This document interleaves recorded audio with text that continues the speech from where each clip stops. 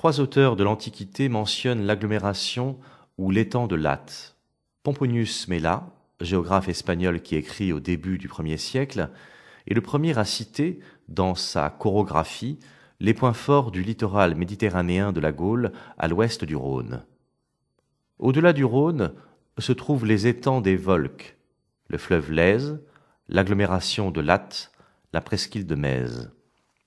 Quelques décennies plus tard, dans son ouvrage L'Histoire naturelle, Pline l'Ancien ne cite pas Latte dans sa liste des principales villes de la province de Narbonnaise. Il décrit pourtant, dans le livre 9 consacré aux animaux, une spécificité de l'étang de Latera, où des pêches à l'aide de dauphins sont organisées.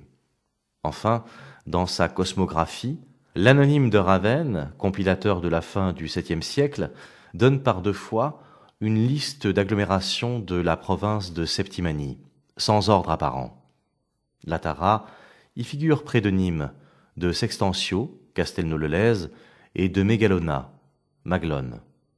En février 1965 est mise au jour, à l'occasion d'un labour, la dédicace d'Astrapton exposée devant vous. Inscrite sur une plaque de marbre, dans un cadre mouluré, elle mentionne les Latarenses.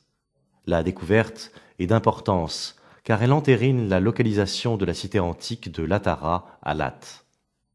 Le radical lat est rapproché du substantif féminin latis, sans doute celtique, qui désigne un marais, un marécage.